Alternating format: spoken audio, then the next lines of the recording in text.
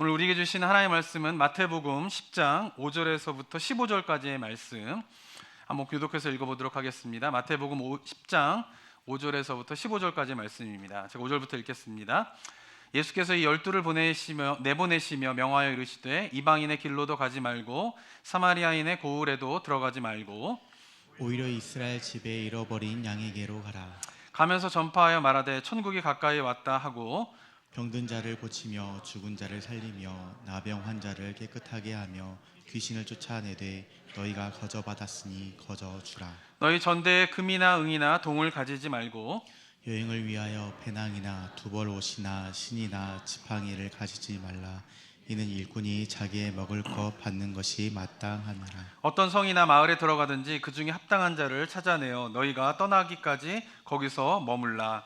또 그 집에 들어가면서 평안하기를 빌라. 그 집이 이에 합당하면 너희 빈 평안이 거기 임할 것이요 만일 합당하지 아니하면 그 평안이 너희에게 돌아올 것이니라. 누구든지 너희를 영접하지도 아니하고 너희 말을 듣지도 아니하거든 그 집이나 성에서 나가 너희 발에 먼지를 떨어 버리라. 15절 함께 읽겠습니다. 내가 진실로 너희에게 이르노니 심판 날에 소돔과 고모라 땅이 그 성보다 견디기 쉬우리라. 아멘. 오늘은 설교 시작하기 전에 영상 한 편 보고요. 설교를 좀 나누도록 하겠습니다. 먼저 영상 같이 함께 보도록 하겠습니다. 네팔 카트만두의 티미 병원. 이곳에는 히말라야의 슈바이처라 불리는 한국인 선교사가 있다. 백발이 성성한 올해 79의 강원희 선교사.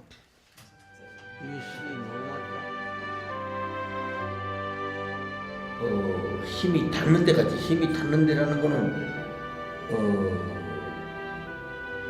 그냥 기력이 닿는 것도 되지만은 난 지금 많이 아프거든. 아파서 지금 계속 하거든. 약 먹으면서 한단 말이지 지금. 이제 그래도 감사하지. 얼마나 감사한데. 오지에서 30년 세월을 하루같이 가난하고 병든 이들을 돌볼 수 있었던 힘. 그것은 오직 하나님을 향한 사랑 때문이었다.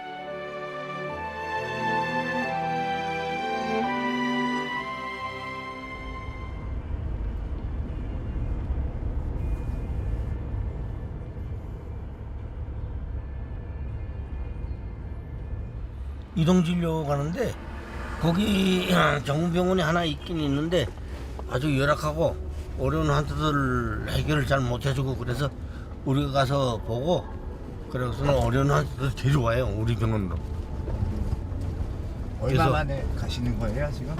얼마 만에 가시는 거예요? 지난주에도 갔었고. 일주일에 한 번씩 빠짐없이 가는 이동진료. 카트만두에서 4시간이나 걸리는 긴 여정에 피곤함이 몰려온다.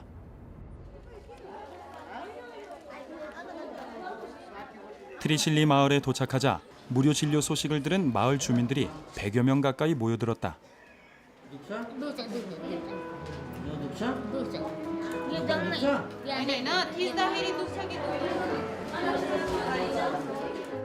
의료 혜택을 받기 힘든 오지 마을 사람들에게 무료로 진찰을 해주고 약을 나눠주는 이 이동 진료는 무엇보다 반가운 선물이다.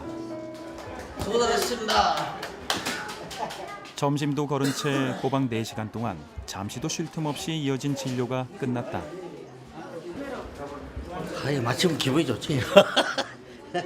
아이고 환자의 뭐 항상 받을 것이 없는 거고 항상 받을 것이 없는 거야. 그런데 한 가지 문제가 생겼다. 후속 치료가 필요한 환자들을 카트만두의 병원으로 데려가야 하는데 차량의 자리가 부족한 상황. 결국 강원희 선교사의 트럭 뒤에도 빽빽하게 사람들이 들어찼다. 환자를 그냥 이렇게 카트만두 가자 해놓고 보니까 환자가 많았어. 그래가지고 환자하고 보호자하고 다 합하니까 저 차에다 다 태워가지고 갈 수가 없어가지고 건강한 사람만 그래도 보호자 쪽에만 여기 좀 태워가지고 가려고. 환자를 태워 저기.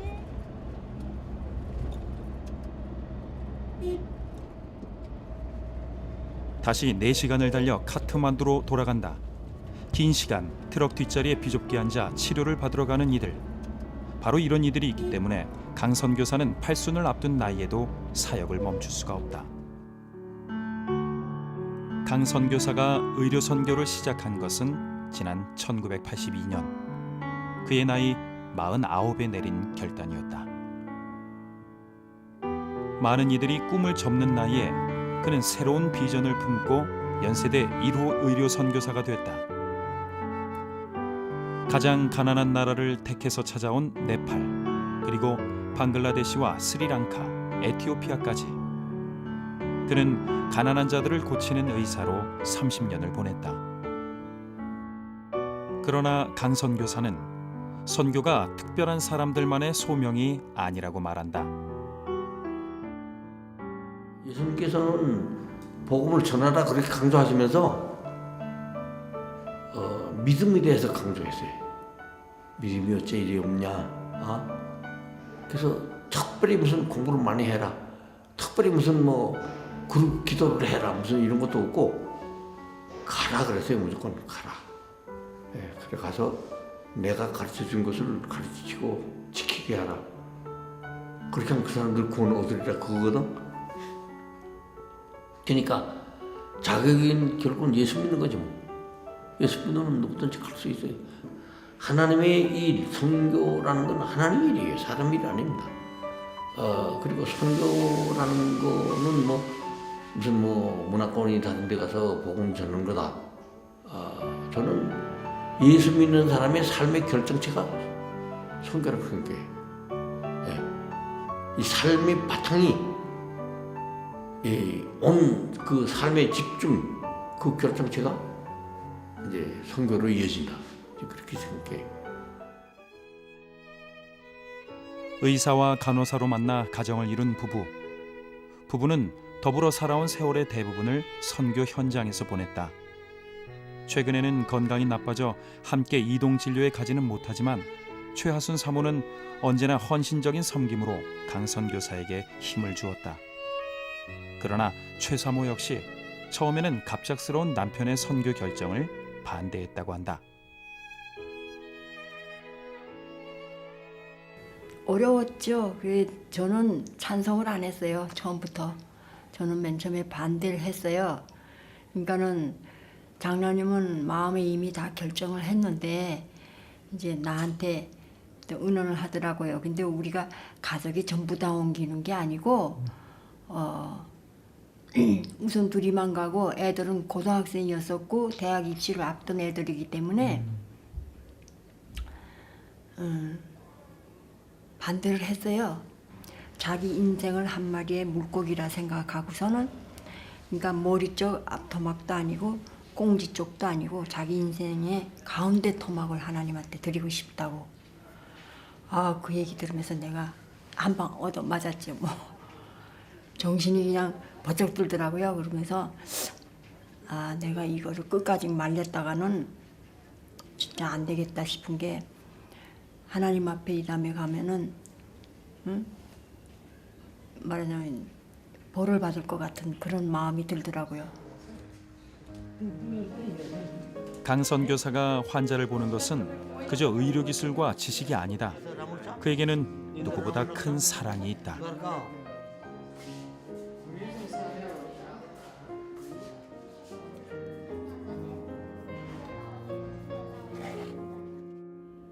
예수 믿는 사람이 지금 이렇게 나를 치료해주고 있다 그러면 그 자체가 메시지요.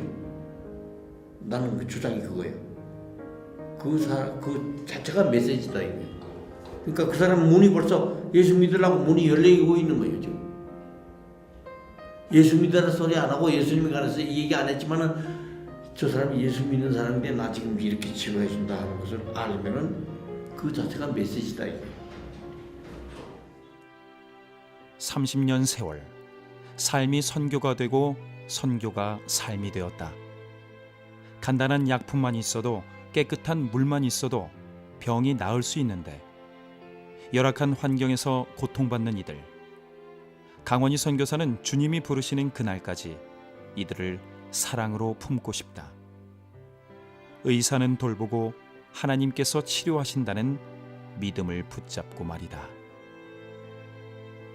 부르심을 받는 그날까지 과정 속에서 내가 얼마나 하나님께로 향한 그 열정, 사랑, 그 섬김, 헌신, 그것이 하나님 보시기에 참 아름다울까, 뭐 마음이 드실까.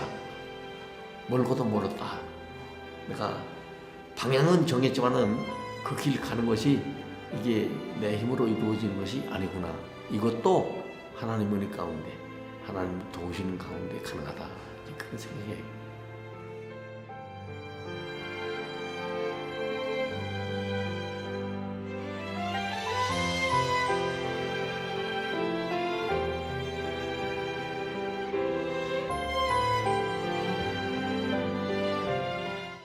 네, 이 영상은 2012년도 영상입니다. 오래전 영상이고요. 이 영상에 나온 강원희 선교사님은 2023년 5월에 하나님의 부르심을 받아서 이제 소천하셨습니다. 근데 돌아가시기 전까지도 이렇게 오지에서 의료 봉사를 하시면서 선교 사역을 하셨다라고 합니다. 이 강원희 선교사님은 1961년도에 연세대 의대를 졸업하시고 난 다음에 1970년부터는 강원도에 있는 병원이 없는 무의촌이라고 그러죠. 그 무의촌에서 병원을 세우셔가지고 거기서 이제 병원들을 운영하시다가 아까 보신 것처럼 1982년도 49살의 나이에 선교에 헌신하여서 네팔, 방글라데시, 스리랑카 등 이 가난한 지역에서 40여 년 동안 이제 의료 봉사를 하시면서 사역을 하시다가 이제 주님의 부르심을 받으셨습니다. 저는 영상 속에서 이제 강원희 선교사님의 말씀 가운데 가장 인상 깊었던 것은 뭐냐면은 바로 예수님을 믿는 자의 삶의 결정체가 선교이다라고 하는 말씀이 저는 굉장히 마음에 와닿았습니다.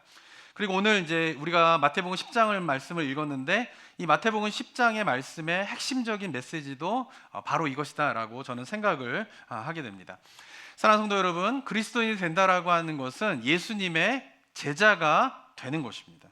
지금까지 우리가 마태복음을 쭉 살펴보고 있지만 예수님께서 기적을 행하시고 이적을 베푸시고 말씀을 전하게 되자 굉장히 많은 사람들이 예수님을 따르게 됩니다. 그런데 예수님께서는 그렇게 많은 사람이 따르지만 예수님을 따르겠다라고 말한 사람 모두를 제자로 삼지 않으셨습니다.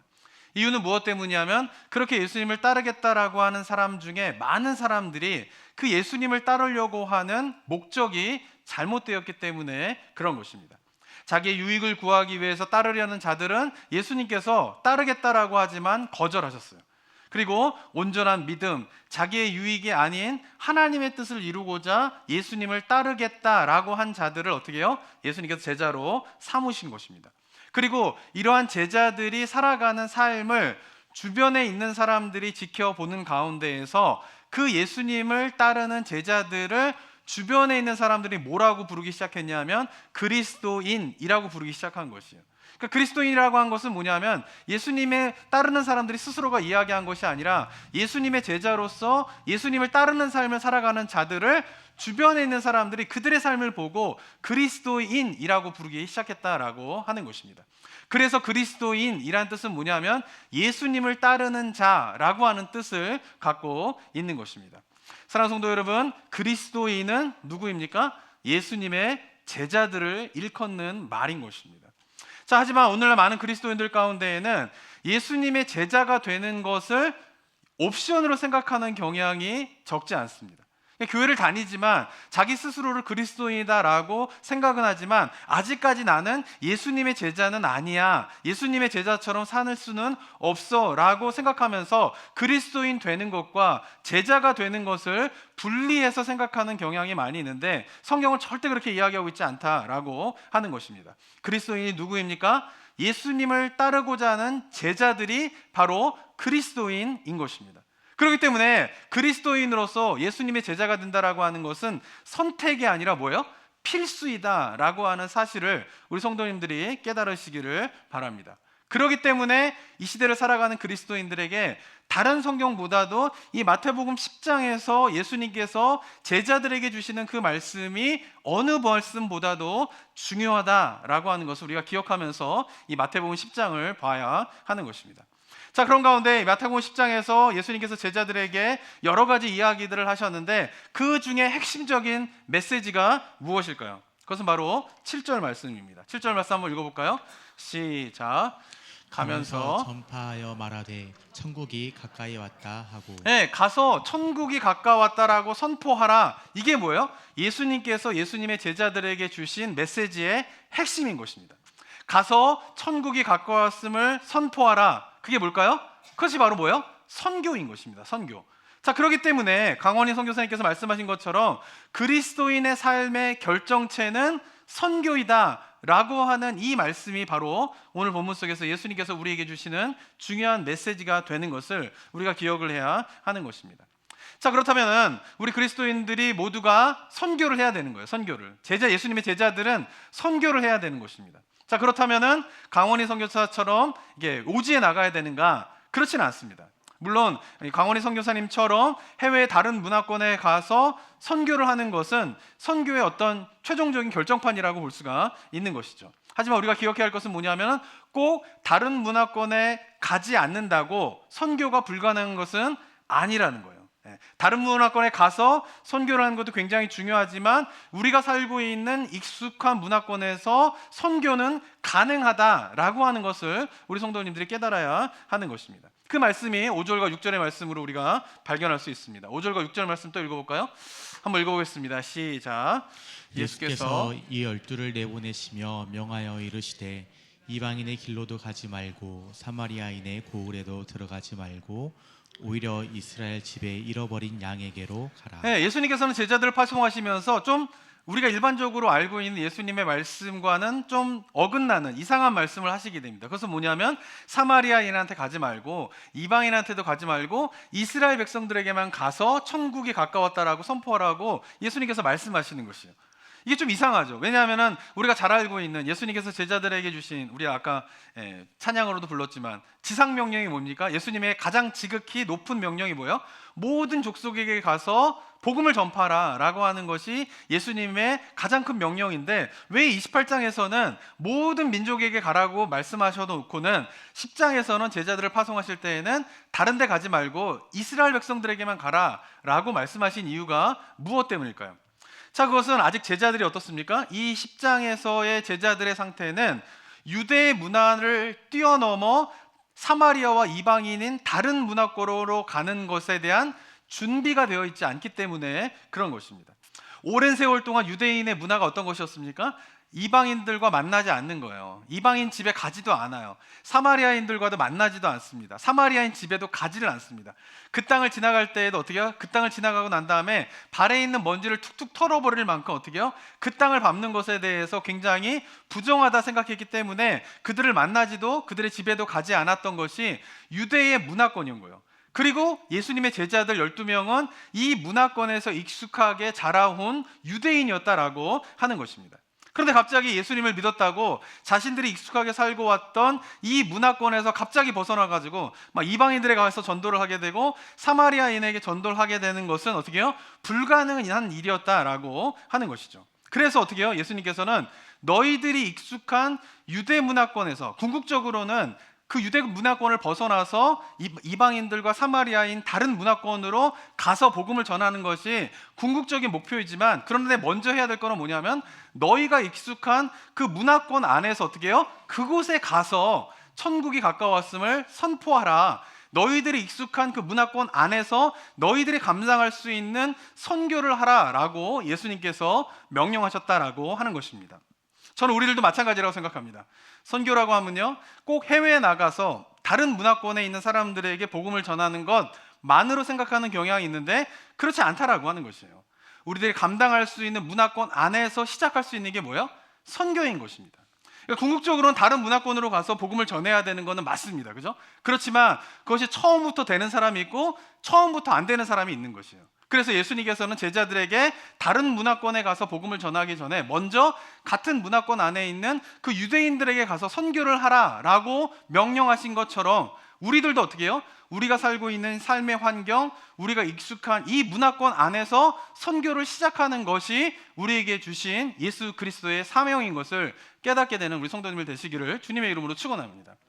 자, 그렇다면 다른 문화권으로 가지 않고 우리가 살고 있는 일상의 삶의 이 문화권 안에서 우리가 할 수 있는 선교는 무엇이 있을까요? 그 첫 번째는 뭐냐면은 선교를 어떻게 우리가 시작할 수 있습니까? 기도로 선교에 동참할 수가 있는 것입니다. 그리고 또 뭐가 있을까요? 선교사님을 재정적으로 후원하는 것을 통하여서 우리가 선교에 동참할 수가 있는 것입니다. 저희 교회는 이미 이 두 가지를 어디서 하고 있죠?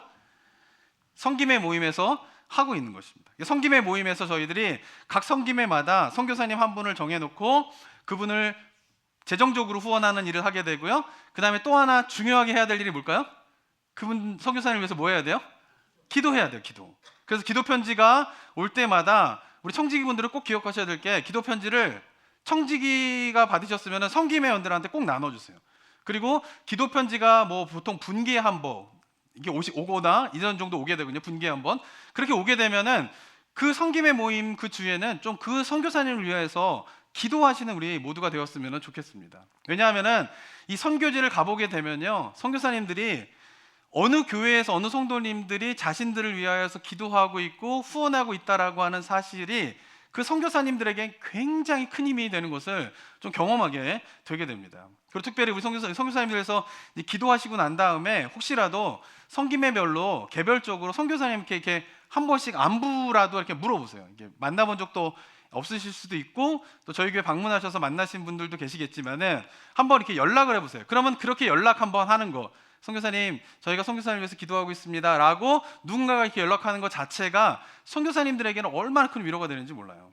저희가 이제 토요일마다는 제가 새벽 기도회 때 우리 선교사님들 후원하고 있는 선교사님들이 기도 편지를 보내주실 때마다 토요일날 새벽 기도회 때 제가 기도 제목을 올리고 같이 성도님들하고 같이 기도하는 시간을 갖게 되는데, 가끔 가다가는 제가 토요일날 이렇게 기도하고 난 다음에 선교사님들에게 개인적으로 이메일을 보내요. 선교사님 보내주신 기도 편지를 가지고 저희들이 토요일 기도회 때 이렇게 같이 성도님들하고 같이 기도했습니다. 이렇게 간단한 이메일 한두 줄 딱 보내거든요.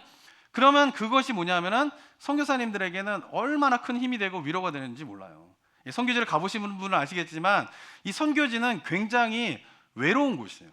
선교사님들이 타문화권에서 생활한다는 것 자체가 굉장히 외롭습니다. 그런데 그 외로운 그 선교사님들을 위하여서 누군가가 기도하고 있다라고 하는 짧은 소식 하나, 짧은 메시지 하나가 그 선교사님들이 그 외롭고 힘든 상황 속에서 그것을 극복해 나갈 수 있는 굉장히 중요한 원동력이 되게 됩니다. 그래서 우리 성도님들이 그냥 성김회마다 제가 늘 강조하지만 돈만 보내는 선교를 하면 안 돼요. 반드시 돈을 보내실 것이 아니라 뭐를 보내셔야 돼요? 기도의 후원이 담겨져 있는 재정 후원이 되어야지만이 그것이 바로 우리가 지금 이 곳에서 살면서 그곳에 가지 않고도 우리가 선교를 할 수 있는 중요한 출발점이 된다라고 하는 사실을 우리 성도님들이 기억하면서 다시금 마음을 가다듬어서 우리 성김회에서 후원하고 있는 선교사님이 누군지 모르시는 분 계세요 혹시? 그럼 안 됩니다. 내가 지금 후원하고 있는 선교사님이 누군지 모르는 분 있으시면 안 되는 거예요.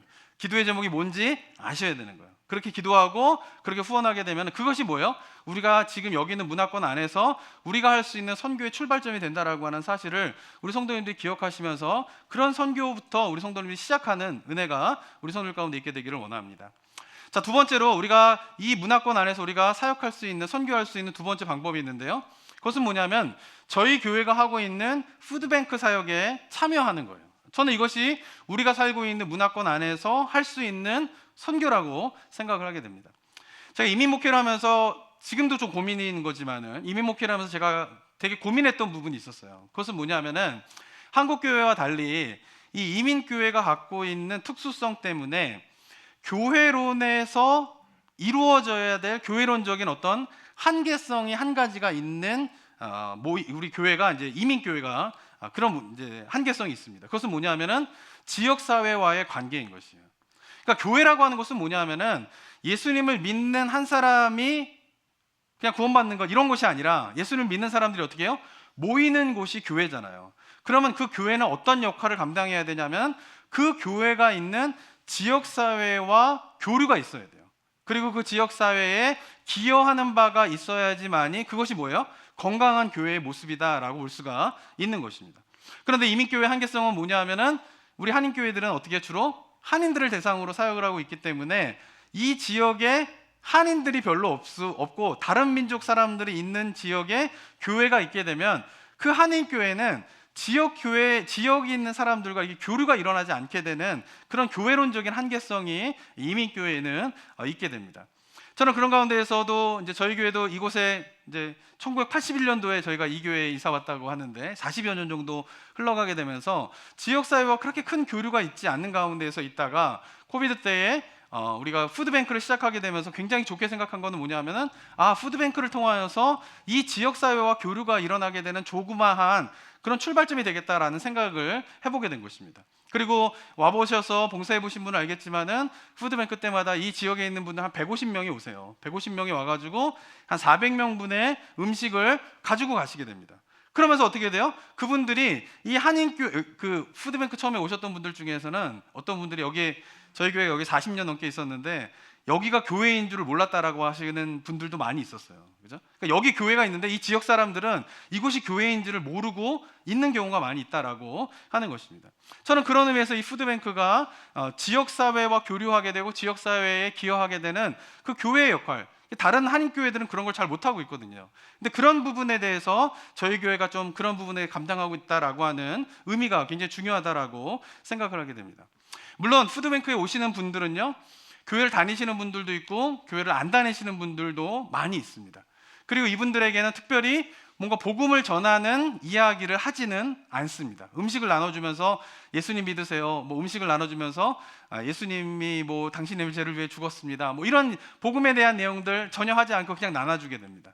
요즘에는 또 몇 달 전부터는 이제 음식을 나눠주기 전에 예배를 드리게 됩니다. 그 예배는 자발적으로 와서 참여를 하는 거예요. 그럼 음식을 받으러 오시는 분들 가운데에서 그 예배에 참여하게 되면 거기서는 이제 말씀도 하고 뭐 찬양도 하고 뭐 이런 걸 하게 되지만, 진짜 음식을 나눠줄 때에는 뭐 전도 같은 거 하나도 하지 않고 그냥 음식만을 이제 나눠주게 되게 됩니다. 그럼 그렇게 생각할 수도 있어요. 뭐 음식만 나눠주는 게 무슨 선교인가라고 생각할 수도 있습니다. 하지만 이 음식을 무료로 나눠주면서 그 음식을 받아가시는 분들은 모두 알고 있어요. 이 음식을 나눠주는 분들이 다 그리스도인이구나, 예수님을 믿는 사람이구나 라고 하는 것을 음식을 받는 분들은 다 알고 있습니다. 왜? 교회에서 그걸 하고 있으니까요. 우리가 영상에서도 보았던 것처럼 강원희 선교사님께서도 그런 말씀하지 않습니까? 이 네팔에서도 병원 사역을 하면서 병자를 고치는데 병자를 고쳐주면서 복음을 전하진 않아요. 왜냐하면 네팔도 힌두교 국가이기 때문에 복음을 공개적으로 이렇게 전하는 것이 금지되어 있는 나라입니다. 그래서 선교사님이 환자들을 고칠 때 막 예수님 믿으세요, 뭐 예수님 교회 다녀야 됩니다, 뭐 이런 이야기 하지 않고 어떻게 해요? 그냥 아무 말 하지 않고 병만 고쳐주는 거예요. 근데 선교사님이 얘기하죠. 그런데 그 병원에 오는 네팔 사람들은 다 알고 있는 거예요. 지금 내 병을 고쳐주고 있는 이 사람이 예수님을 믿는 그리스도인이구나 라고 하는 것을 그들은 다 알고 있다라고 이야기하고 있지 않습니까? 그러면서 강원희 선교사님이 말씀하신 게 저는 마음에 와닿는데, 예수님을 믿는 사람이 병을 고치고 있다 하면 그 자체가 뭐예요? 메시지라는 거예요. 그죠? 예수님을 믿으라고 말하지는 않지만 예수 믿는 사람이 병을 고쳐주는 것 자체가 뭐예요? 메시지이고 그것이 바로 선교이다라고 이야기하신 그 부분이 저는 마음에 굉장히 와닿게 되게 됩니다. 저는 푸드뱅크 사역도 마찬가지라고 생각합니다. 음식을 나눠주는 것, 이것으로 무슨 선교가 될 수 있는가라고 생각할 수 있어요. 아무 말도 하지 않는데, 복음을 전하지도 않는데. 하지만 예수님을 믿는 사람들이 토요일 아침마다 이른 아침부터 나와서, 저희가 새벽 기도 끝나면 7시부터 이 앞에 테이블 쫙 펼쳐놓고 이 팔렛대는 굉장히 무거운 것들을 다 날라가지고 이제 진열을 하게 됩니다. 그거를 그 푸드뱅크에 음식 받으러 오는 사람들은, 일찍부터 온 사람들은 다 보고 있어요. 이 얼마나 수고하고 있는지를. 어제 같은 경우도 날씨가 굉장히 추웠는데 아침에 그 음식 받으러 오시는 분들보다 나이가 많으신 분들이 정리하고 있거든요. 그런 분들이 아침 일찍 나와가지고 세팅하고 음식을 정렬하고 있는 거를 일찍 온 푸드뱅크의 사람들은 다 보고 있는 거예요. 그래서 요즘에는 가끔가다 일찍 온 사람들이 같이 도와주러 옵니다. 이 쓰레기 줍기도 하고요, 무거운 거 나르기도 하고요, 뭐 도와줄 거 없냐라고 이야기를 하고 있습니다. 왜냐하면 그들은 아는 거예요. 이 이른 아침부터 나와서 자신들을 위하여서 음식을 진열하고 그 음식을 나눠줄 때에 예수님이라고 말 한마디 하고 있지 않지만 그것을 나눠주고 있는 사람들이 다 예수님을 믿는 그리스도이다라고 하는 사실을 그들은 알고 있는 거예요. 그러니까 그들에게 나눠주는 그 행위 하나가 뭐예요? 선교이고 전도이다라고 하는 사실을 우리 성도님들이 기억하셔야 된다라고 하는 것이죠. 예수님을 믿으라고 말하고 있지 않지만 음식을 무료로 나눠주는 것 자체가 선교이고 그것이 자체가 메시지인 것을 우리가 기억하면서, 그런 것을 통하여서 우리가 어떻게 해요? 선교에 또한 동참할 수 있는 것이 바로 푸드뱅크 사역이다라고 하는 것을 우리 성도님들이 좀 기억하셨으면 좋겠습니다. 자, 세 번째로 우리 성도님들이 선교에 참여할 수 있는 방법이 있는데요. 그것은 뭐냐면 선교 현장에 기회가 되는 대로 한 번씩 방문하시는 겁니다. 저희가 올해 선교위원회에서 코비드 이후로 좀 중단되었던 멕시코 티후아나에 저희 교회가 파송한 선교사님이 계십니다. 박영환 선교사님이 계신데 코비드 이전에는 거기에 정기적으로 이렇게 방문을 했었는데 분기에 한 번씩은 방문했었는데 코비드 이후로는 이제 거기에 잘 방문하지 못했어요. 근데 올해는 이제 선교위원회에서 다시 한번 티후아나에 정기적으로 좀 방문을 하려고 합니다. 근데 하루 갔다 올 수 있는 거리예요. 여기서 차로는 뭐 한 5시간 정도 걸리는데 중간에 이제 멕시코 넘어갈 때에 뭐 이렇게 검사하고 그러면 1시간 정도 걸리게 돼서 한 6시간 정도면 갈 수 있거든요. 그럼 새벽 6시에 출발하게 되면은 한 11시 정도에는 거기 도착할 수 있어요. 그럼 거기서 도착해가지고 뭐 음식 만들어서 나눠주기도 하고 이제 봉사하기도 하고 뭐 이러다가 밤에 저녁 때 오후에 4시쯤 출발하게 되면 밤 10시면은 여기 도착하게 되는 1일 선교로 멕시코 티후아나를 가려고 계획을 하고 있습니다. 그리고 또 몇 주 전에 이제 여기서 말씀 전하셨던 우리 박남은 선교사님은 페루에서 사역하고 계시는데요. 그 페루에도 이제 1년에 한 번씩 정도는 EM하고 같이 이제 선교지를 가서 단기 선교를 했었는데 코비드 이후로 그런 부분들이 많이 사그러든 것이 좀 있게 됩니다. 자, 그런데 이런 선교지에 우리 성도님들이 기회가 되시는 대로 한 번씩 가시는 게 선교입니다. 선교. 물론 이런 데 한번 가보게 되면은 하나 의구심 드는 것이 있어요. 그것은 뭐냐면 그냥 티후아나에 하루 가서 방문해서 한 3-4시간 있다 오는 거거든요. 가는 데는 12시간 왕복 12시간이 걸리지만은 가가지고 있는 것은 한 3-4시간 있다 오게 되는 거예요. 근데 그거 가지고 무슨 선교가 될 수 있나 라고 생각할 수가 있어요. 페루 같은 데에도 저희가 일주일 정도 갔다 오게 되는데 가는데 비행기만 20시간 타고 가야 되거든요. 돌아올 때 또 20시간 타고 와야 되고, 그러면은 거기 가서 실제로 가서 선교할 때에도 보면은 거기 있는 사람들이 영어를 한마디도 못해요. 저희는 또 뭐 스페니시를 하시는 분들도 계시지만 스페니시 못 하시는 분들도 되게 많잖아요. 그럼 가가지고 그냥 올라만 하다 오거든요. 가가지고 올라 이러다가 그것만 하다 오거든요. 그러면은 이게 또 무슨 선교인가라고 생각할 수도 있어요. 그러니까 단기 선교가 갖고 있는 한계점은 뭐냐? 이래가지고 무슨 선교가 되나? 이래가지고 뭐 이게 의미가 있나라고 생각할 수가 있게 되는데 그거는 뭐예요? 우리들의 생각이지 선교지에서는 절대 그러지 않다라고 하는 것이에요. 그들은 알아요. 미국 LA에서 티후아나까지 오는데 6시간이 걸린다라는 것을. 그리고 돌아갈 때 또 6시간이 걸려서 돌아가야 된다라고 하는 것을 그들은 알아요. 그런데 12시간에 거쳐가지고 자기들을 보기 위해서 방문하는 것 자체가 뭐예요? 메시지가 되는 거예요. 그들을 위해서 봉사하는 것 자체가 3-4시간이지만 그 12시간이라고 하는 시간을 들여가지고 자신들을 보기 위해서 찾아오는 것 자체, 그 모습 자체가 뭐인 거예요? 메시지이고 그거 자체가 그들에게는 감동이 된다라고 하는 것입니다. 20시간이 넘는 비행을 하고 미국에서 페루에 오게 되면요, 그 시골에 살고 있는 어린아이들, 거기 있는 사람들이요, 이 넓은 그 긴 거리를 20시간 걸쳐가지고 자기들을 보기 위해서 왔다는 것 자체가 그들에게 뭐예요?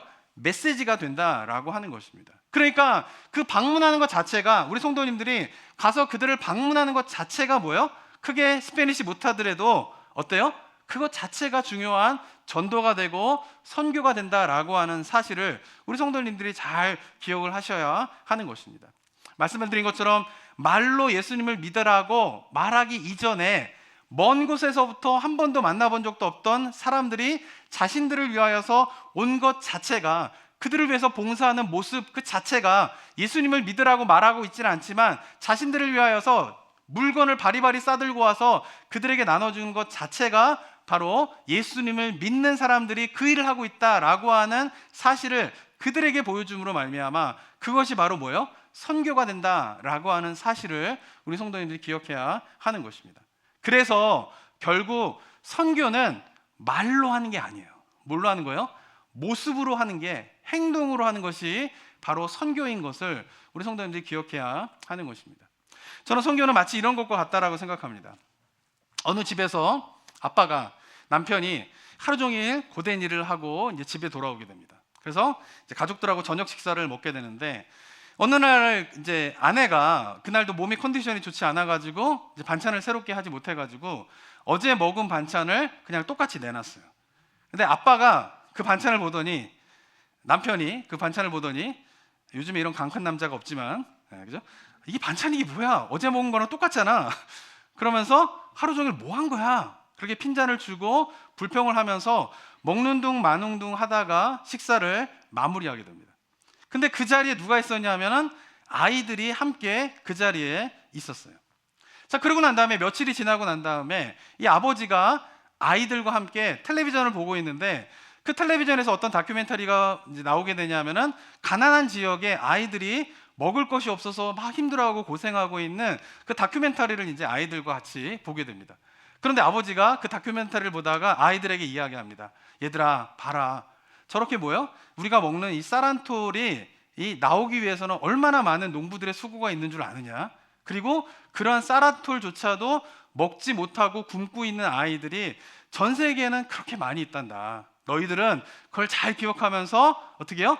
먹는 거에 대해서 소중하게 생각해야 된다. 그리고 이 먹는 것이 얼마나 귀한 것인지를 잘 깨달으면서 밥 깨끗이 싹싹 긁어 먹어야 돼 라고 아버지가 아이들한테 이야기를 할 때에 아이들이 그 아버지의 말을 귀 기울여 들을까요? 아버지의 말은 옳은 말이에요. 쌀 한 톨이 나오는데 얼마나 농부의 정성이 있게 되는 줄 아느냐? 그러니까 너희들은 그 쌀을 소중하게 여겨야 된다. 그리고 전 세계에는 그것조차도 못 먹고 있는 끼니를 굶는 애들이 너무나 많이 있기 때문에 그들을 생각하면서 너희들이 먹는 거에 대해서 감사하면서 깨끗하게 남기지 말고 먹어야 된다 라고 하는 말 자체는 너무나 좋은 말이죠. 너무나 좋은 가르침이죠. 그리고 아이들에게 필요한 말입니다. 그런데 아이들은 아버지의 그 말에 귀를 기울이지 않을 거예요. 이유는 무엇 때문일까요? 아버지가 불평하면서 밥을 제대로 안 먹고 남기는 모습을 아이들은 보았기 때문에 그런 것이에요. 그러니까 아이들에게 있어서는 뭐예요? 말로 이렇게 해라 라고 하는 것보다 부모님이 어떠한 모습을 보여줬는가가 더 아이들에게는 영향을 미치게 되는 것입니다. 저는 이런 의미에서 우리가 가장 중요한 선교의 장은 어디일까요? 가정이에요. 가정. 그러니까 우리가 선교를 어떻게 해야 되는가, 선교를 무엇을 해야 되는가 라고 했을 때에 우리가 기억해야 할 것은 우리의 가정 자체가 하나의 중요한 뭐인 거예요? 선교의 장이다 라고 하는 것을 우리가 기억해야 하는 것이에요. 우리가 아마도 많은 성도님들이 우리가 자녀들이 어떻게 하면 올바른 신앙으로 성장할 수 있을까가 큰 기도의 제목일 것입니다. 어떻게 아이들을 신앙 훈련해야지만이 아이들이 건강하게 신앙생활을 잘할 수 있을까라고 하는 기도의 제목들이 있으실 것입니다. 어떻게 하면 가능할까요? 그것은 바로 부모님들이 말이 아닌 신앙의 모습을 보여주면 되는 거예요. 아이들은 뭐예요? 말이 아닌 부모들의 모습에서 신앙을 배우기 때문에 그런 것입니다. 기도하는 부모님들은요, 기도하지 말라라고 말하지 않아도 기도해라. 기도하지 말라고 말하면 안 되죠. 기도해라라고 말하지 않아도 자녀들은 어떻게 해요? 기도하는 자녀들이 됩니다. 왜? 아버지가, 어머니가 하나님 앞에 기도하는 모습을 보았기 때문에 그런 거예요. 특별히 기도해라 말하지 않아도 그 아버지가, 어머니가 기도하는 모습을 보고 자란 자녀들은 기도하는 자녀들이 되게 되는 거예요. 말씀 묵상을 하는 부모님들 밑에서 자란 자녀들은 어떻게 해요? 말씀 묵상하는 자녀들이 되는 거예요. 왜? 아버지가, 어머니가 어떻게 해요? 성경책을 보고 읽고 묵상하는 그 모습을 보고 자랐기 때문에 자녀들도 어떻게 돼요? 말씀을 묵상하는 자녀가 되게 되는 거예요. 남을 도와주는 삶을 산 부모님들 밑에서는 다른 사람들을 도와주는 자녀들이 나오게 되어 있는 거예요. 왜? 어렸을 때부터 본 게 뭐예요? 불쌍한 사람들을 도와주게 되고 불쌍한 사람들을 위하여서 생각하고 나눠주게 되는 그 아버지의, 어머니의 모습을 보았기 때문에 그것으로 뭐예요? 신앙을 배우게 되는 자녀들이 나오게 되는 것입니다. 저는 선교지도 마찬가지라고 생각합니다. 스페니쉬를 잘해서 우리가 이제 파송 선교사님들 다 스페니쉬 하는 지역에 있게 되는데 그곳에 가서 말로 잘 전도를 해도 굉장히 중요한 선교 역할을 감당할 수 있을 것입니다. 하지만 더 중요한 것은 뭡니까? 그런 말을 잘하지 못해도 먼 길을 마다하지 않고 자신들을 찾아온 그 모습을 보여주는 것 자체가 뭐예요? 선교이다라고 하는 사실을 우리 성도님이 기억해야 하는 것이죠. 말이 통하지 않고 지만은 자신들을 위하여서 정성스럽게 음식을 만들어주고 선물을 주는 것 자체가 뭐예요? 그것이 선교인 거예요. 비가 오던 바람이 불던 이른 아침에 저 주차장에 나와가지고 사람들이 자신들을 위하여서 나눠줄 음식을 진열하고 배열하게 되는 그 모습을 보여주는 것 자체가 뭐예요? 선교인 것을 우리 성도님들이 기억해야 하는 것입니다. 그래서 선교는 그리스도인이라면 누구나 할 수 있는 것이에요. 아까 선교사님도 그렇게 이야기하죠. 선교를 할 수 있는 자격 있는 사람이 누구예요? 아무도 없다라는 거예요. 선교를 할 수 있는 자격은 그리스도인이면 누구나 할 수 있다라는 거예요. 이유가 무엇 때문이냐면 선교는 말이 아니라 모습으로 보여주게 되는 것이 선교이기 때문에 그런 것입니다. 그렇기 때문에 신학 지식을 갖추지 않아도, 외국어를 할 수 없어도, 복음에 대해서 잘 설명하지 못해도 뭐가 가능합니까? 선교는 가능한 것입니다. 왜? 말이 아니라 바로 모습으로 하는 것이 선교이기 때문에 그렇다라고 하는 것입니다. 사랑하는 성도 여러분, 저는 오늘 본문 속에서 예수님께서 말씀하시는 것, 가서 천국이 가까웠음을 전파하라 라는 제자들을 향한 예수님의 이 명령이 우리를 향한 주님의 명령인 것을 깊이 깨닫게 되는 은혜가 우리 모든 성도님들 가운데 있게 되기를 주님의 이름으로 축원합니다. 그리고 우리가 해야 될 것은 무엇입니까? 나는 외국어를 잘 못하는데, 나는 시간이 없어서 해외에 나갈 여력이 되지 않는데, 이런 것이 뭐예요? 핑계가 될 수 없다라고 하는 것이에요. 다른 문화권에 갈수록 선교라는 것도 선교지만, 그러나 우리가 지금 살고 있는 이 일상에서도 우리가 할 수 있는 선교는 너무나 많다라고 하는 것입니다. 바라긴 저와 여러분들이 다시 한번 주님의 마음을 깨닫게 되면서 말로 하는 선교가 아니라 모습으로 보여주는 선교를 통하여서 주님의 명령에 주님께서 우리에게 주신 사명을 감당하며 나아가게 되는 은혜가 우리 모든 성도님들과 나성북부교회 가운데 있게 되시기를 주님의 이름으로 축원합니다. 사랑과 은혜가 충만하신 하나님 아버지, 은혜 감사드립니다. 이 땅 가운데 우리가 살면서 가서 천국 복음을 전하라는 주님의 말씀, 우리가 마음 가운데 깊이 새기는 주님의 제자들 되게 주님 역사하여 주시옵소서. 누군가가 나에게 복음을 전해줬기 때문에 나도 주님을 만난 것처럼, 나도 누군가에게 아직 예수님을 알지 못하는 자들에게 복음을 전해줌으로 예수 그리스도를 믿는 기쁨을 경험하게 되는 복의 통로로서 쓰임받는 주의 백성들의 삶이 되게 하여 주시옵소서. 우리가 감당해야 될 선교적인 사명 감당하는 주의 백성들 되기를 원합니다. 여러 가지 핑계로 감당해야 될 선교적인 사명들을 우리가 인정하지 않는 것이 아니라 어디에서 무엇을 하든지 간에 감당할 수 있는 선교적인 사명들을 감당함으로 말미암아 그 작은 모습들을 통하여서 큰 일을 이루시는 하나님의 놀라운 역사를 경험하는 은혜가 우리 모든 성도님들 삶 가운데 있을 수 있도록 주님 인도하여 주시옵소서. 저희 교회가 그런 교회로 쓰임받게 되기를 원합니다. 지난 50년 주님 앞에서 선교적인 사명을 잘 감당하는 교회로 쓰임받았습니다. 앞으로의 50년 동안에도 하나님 앞에 그런 사명들을 잘 감당하는 교회 되게 하여 주시옵고, 교회의 본질이 회복되어지게 되고 교회의 본질적인 사명들을 완수하게 되는 그런 교회로 쓰임받는 모습 될 수 있도록 주님 기름 부음 허락하여 주시옵소서. 이 시간 주님 앞에 자신이 감당할 수 있는 선교적인 사명에 대한 결단의 고백이 있는 주의 백성들의 기도가 있습니까? 주님 기뻐 받아 주시옵고, 부족하고 연약한 자들을 통하여서 하나님의 뜻을 이루게 되는 신앙의 신비, 복음의 비밀들을 깨닫게 되는 은혜가 우리 모든 성도님들 삶 가운데 임할 수 있도록 주님이 역사하여 주시옵소서. 은혜 감사드리며 예수 그리스도의 이름으로 기도드립니다. 아멘.